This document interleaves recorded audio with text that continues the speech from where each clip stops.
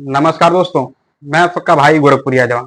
दोस्तों, एक लड़की अपने चैनल पर वीडियो बनाना शुरू करती है और वो इस बात का दावा करती है कि उसके साथ बहुत गलत हुआ है और उसके साथ गलत करने वाला कोई और नहीं, उसकी मौसेरी बहन, उसका जीजा और उसके जीजा का एक भाई होते हैं।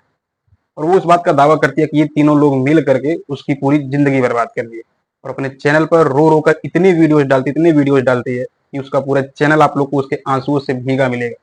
और वहां पर वो पब्लिक के सामने रो रो कर ये गुहार लगाती है कि आप लोग उसका सपोर्ट करो, उसका समर्थन करो, ताकि उसको इंसाफ मिल सके।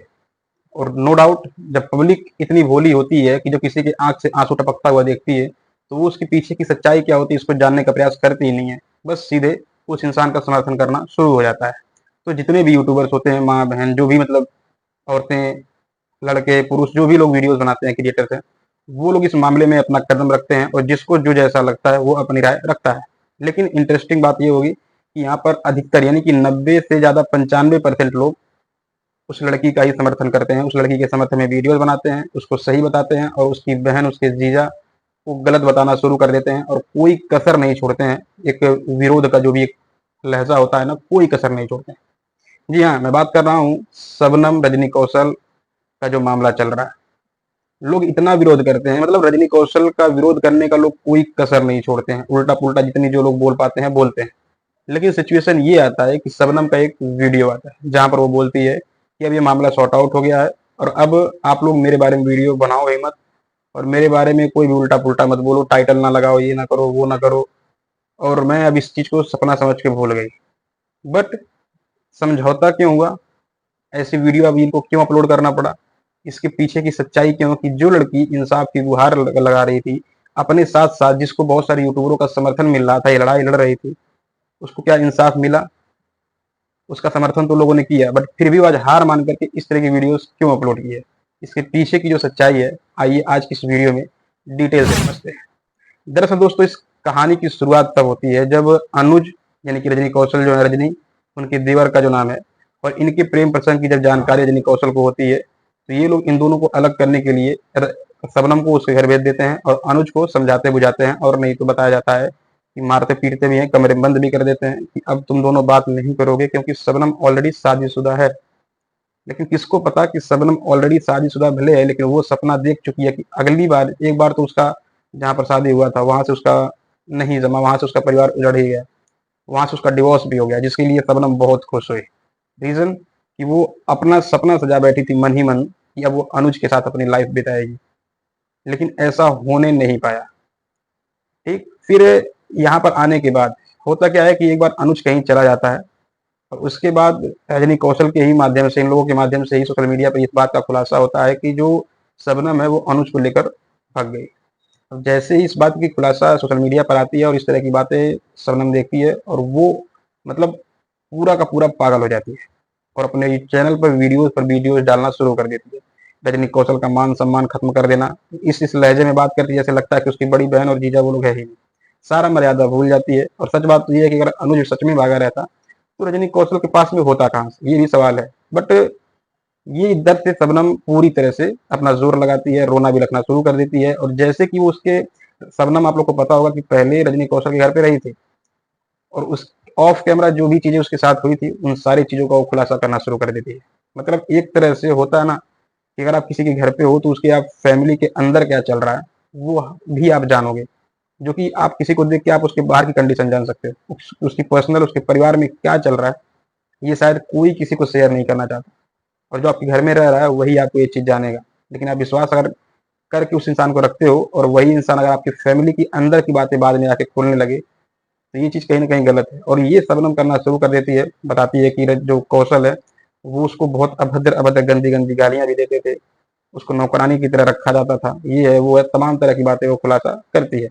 और इन सारी चीजों को देखने के बाद क्रिएटर्स हो या फिर पब्लिक हो, इसके घड़ियाल वाले आंसू पर आ जाते हैं और लोग वहीं पर रजनी कौशल का विरोध करना शुरू कर देते हैं। भरपूर विरोध होता है रजनी कौशल का, जितना हो सकता है होता है। लेकिन यहाँ पर समझना ये जरूरी है कि आखिरकार पूरा समर्थन यूट्यूबरों का मिल रहा था, इसके पक्ष में सारे कमेंट्स वीडियोस में आ रहे थे, फिर भी शबनम आ जाकर क्यों कह रही है कि नहीं नहीं, अब इस मामले से मैं पीछे हट रही हूँ, अब यहीं पर सब कुछ खत्म करिए। इसकी सच्चाई दोस्तों ये है कि जब तक इसके घड़ियाल आंसू पर पब्लिक ब्लैकमेल, मतलब इमोशनली ब्लैकमेल हुई, तब तक लोग कमेंट्स में हो या फिर वीडियोस के माध्यम से हो, लोग इसका पूरा समर्थन किए। हर जगह इसकी तारीफ, इसके ही पक्ष में वीडियोस बनते थे और इससे ये हाईलाइट ही होती जा रही थी दिन प्रतिदिन, व्यूज भी तगड़े आ रहे थे और ये चीज़ें इनको अच्छी लग रही थी। उसके बाद कुछ 2 एक यूट्यूबर्स जिसमें मैं भी इन्वॉल्व हूँ, जब इस मामले को मैंने पूरी तरह से समझ लिया तो मालूम पड़ा कि कहीं न कहीं गलती तो ठीक है दोनों तरफ से, बट रजनी कौशल की इसमें कुछ गलती है ही नहीं। 99% गलती तो इनकी खुद है। पहली गलती कि आप शादीशुदा हो, उसके बाद भी अगर आप उसके भाई के साथ प्रेम प्रसंग में आते हो तो ये आपकी सबसे बड़ी गलती है। यहाँ पर आप बोलते हो कि मेरा इज्जत नीलाम किया गया, ये किया गया। आप एक शादीशुदा औरत हो करके दूसरे लड़के के संबंध में आती हो तो यहाँ पर अपनी इज्जत, कैरेक्टर को नीलाम आप खुद की हो, इस बात को समझना आपको जरूरी था। और वो लड़का है, उसके पास बहुत सारा ऑप्शन है, वो बदल गया तो बदल गया, आप उसको जबरदस्ती थोड़ी करवा दोगे शादी। दूसरी चीज, इनका जो आरोप था कि रजनी कौशल शादी नहीं करवा रहे हैं, तो आप रजनी कहना है कि भाई उसके जो सास ससुर है ना, वो नहीं चाहते कि ये शादी हो। तो रजनी जो कि एक उस घर की बहू है, वो अपने सास ससुर से ऊपर तो होगी नहीं, और यही एक लड़की का कर्तव्य बनता है कि अपने सास ससुर से ऊपर ना हो। उसके जो गार्जियन है वो जो कहेंगे वही वो करेगी। दैट्स इट, वो यही कर रही थी, इस वजह से उसको गलत लोग बोल रहे थे कि तुम तो बहन हो ना, तुम तो शादी करवा दी होती। औरतें ही कमेंट्स कर रही थी, वही औरतें जो शायद अपने सास ससुर को अपने पैर के नीचे रखते होंगे, वो लोग कमेंट कर रहे हैं। जो समझदार थी उनको पता है कि भाई ये सास ससुर ऑलरेडी हैं, उनका औलाद है, तो वो जो कहेंगे वही होगा। हम क्या, हम तो उस घर की बहू हैं, हम तो बाद में आते हैं ना। फिर क्या होता है दोस्तों, उसमें जब कुछ लोग विरोध करना शुरू कर देते हैं ना, विरोध की वीडियो इसके पक्ष में जाने, मतलब इसके खिलाफ जाने लगती हैं, तब इसको समझ में आता है कि अभी तक मुझे सिंपैथी मिली है, मेरे साथ लोग खड़े हुए हैं। अब मेरा काला चिट्ठा भी खुलने लगा है, मेरी गलतियों का भी लोग उजागर करने लगे हैं। और अब ये जब गलती जो उजागर मेरी हो रही है, ये कहीं ना कहीं पब्लिक के दिमाग में बैठेगी, और जो लोग आज मुझे समर्थन कर रहे हैं वही लोग कल को मुझे विरोध करने लगेंगे। इसमें भलाई यही है कि अभी जो मैंने सिंपैथी बिटोरा हुआ है, ठीक है, लोगों का सिंपैथी जो पाए हैं, इसको भी कहीं मतलब पानी में डुबा ना दे, मतलब इस पर भी कहीं पानी ना फिर जाए। इसलिए भाई सब इसी में हमारा भलाई है कि हम आते हैं और ये बोलते हैं कि देखो भाई मामला सॉर्ट आउट हो चुका है और आप लोग मेरे बारे में वीडियो बनाओ ही नहीं। समझो इस बात को, जब तक समर्थन में वीडियोस बन रहे थे तब तक बहुत अच्छा लग रहा, तब तक सॉर्ट आउट नहीं हुआ था मामला, तब तक तो विरोध पे विरोध, एक एक बातों का मनगढ़ंत कहानियां बना बना के विरोध हो रहा था, मेरे साथ ये किया जा रहा था, वो किया जा रहा था। जब विरोध में वीडियोस आना शुरू हो गए तो इनको इस बात का भय हो गया, ये पूरी तरह से भाई सब काला चिट्ठा मेरा ही खुलने वाला है।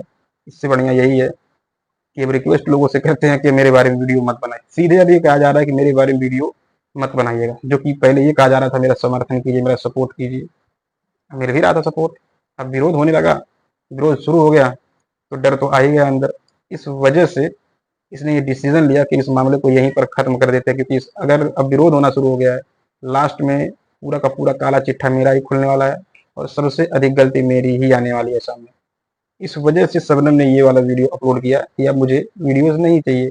बहुत व्यूज आ गए भाई, बहुत डॉलर आ गए, ठीक है, बहुत ग्रो हो गया चैनल, बहुत हाईलाइट हो गए, यही तो चाहिए था और वो हो गया, तो बस अब नहीं चाहिए।